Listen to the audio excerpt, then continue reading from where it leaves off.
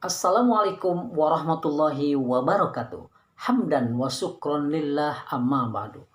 Anak-anakku sekalian yang berbahagia, Alhamdulillah Allah masih mempertemukan kembali dalam proses belajar kali ini, terutama pelajaran sejarah kebudayaan Islam kelas 9. Materi kali ini adalah tentang Wali Songo. Tapi sebelum membahas lebih lanjut, mari kita sama-sama berdoa kepada Allah Subhanahu wa Ta'ala. Semoga dalam proses belajar mengajar ini diberikan kemudahan dan diberikan kelancaran. Dan juga tidak lupa kita doakan kedua orang tua kita. Bismillahirrahmanirrahim. Rabbi shrah li sadri wa yassir li amri wahlul 'uqdatam min lisani yafqahu qawli. Rabbi zidni ilman warzuqni fahman. Allahumma gfirli wali walidayya warhamhuma kama rabbayani shaghira. Amin. Anak-anakku sekalian yang berbahagia, sebelum pembahasan tentang Wali Songo ini, mari kita simak video cuplikan video yang berikut ini.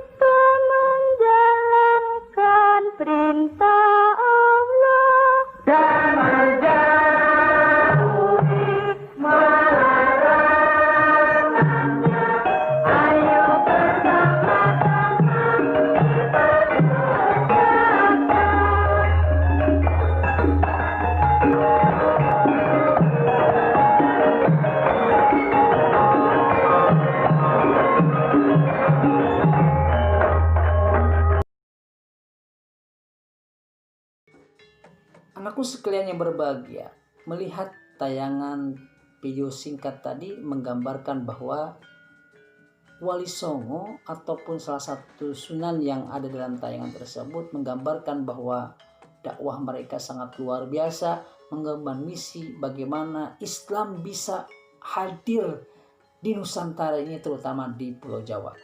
Nah, siapakah pembawa Islam di Nusantara wabil khusus, terutama di tataran daerah Jawa? Mereka adalah Wali Songo. Perkembangan Islam di Jawa ini tidak bisa dipisahkan dari peranan para wali. Dan para wali ini berjumlah ada 9, maka disebut dengan Wali Songo. Wali adalah orang pilihan, Songo adalah 9. Wali Songo adalah orang pilihan yang berjumlah 9 orang. Pertama, siapakah walinya? Yang pertama adalah Maulana Malik Ibrahim. Maulana Malik Ibrahim adalah dikenal dengan panggilan Maulana Maghribi atau Syekh Maghribi karena beliau lahir atau berasal dari wilayah Maghribi, Afrika Utara. Beliau salah satu sunan atau Wali Songo yang pertama Islam masuk ke wilayah Jawa. Karena kita tahu bahwa di Jawa ini, tanah Jawa ini, sebelum Islam hadir datang ke tanah Jawa ini, sudah ada hadir agama lain. Terutama ada agama Hindu dan Buddha, dan juga ada animisme dan dinamisme yang mereka percaya dan mereka yakini. Yang kedua adalah Sunan Ampel. Sunan Ampel ini lahir di Campak, Aceh pada tahun 1401. Dan menariknya dari Sunan Ampel ini adalah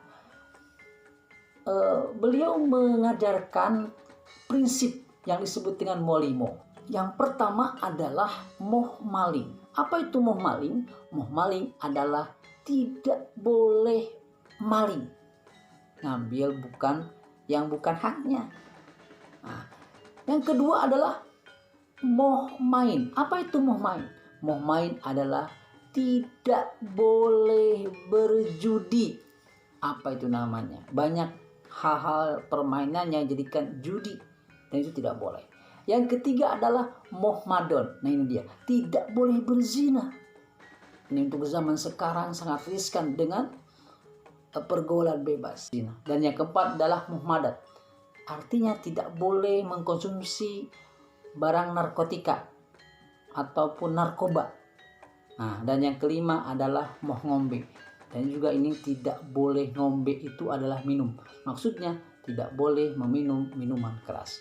5 prinsip ini menjadi dasar bagi kita supaya kita tidak melakukan hal-hal yang jelek ini. Sunan Bonang, dan beliau lahir di Surabaya. Beliau mendakwahkan dengan cara gamelan.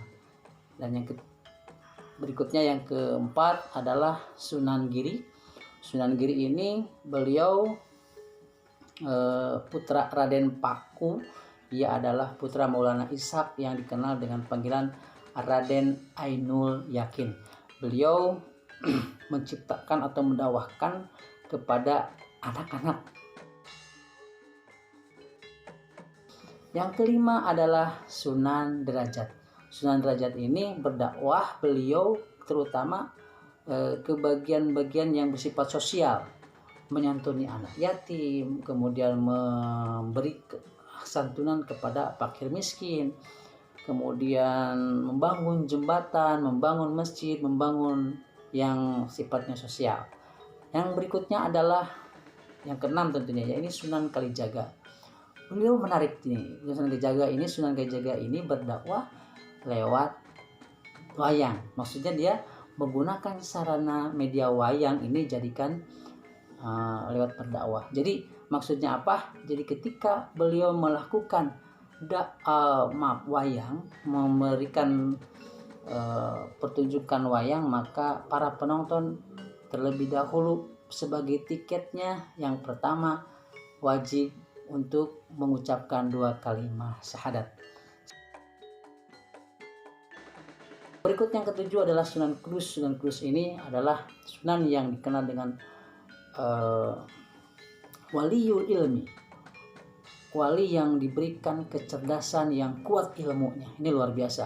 Nah ini kita harus mengambil teladan kepada Sunan Kudus supaya kita menjadi orang yang alim, orang-orang yang berilmu. Mudah-mudahan kalian menjadi orang-orang yang berilmu. Amin.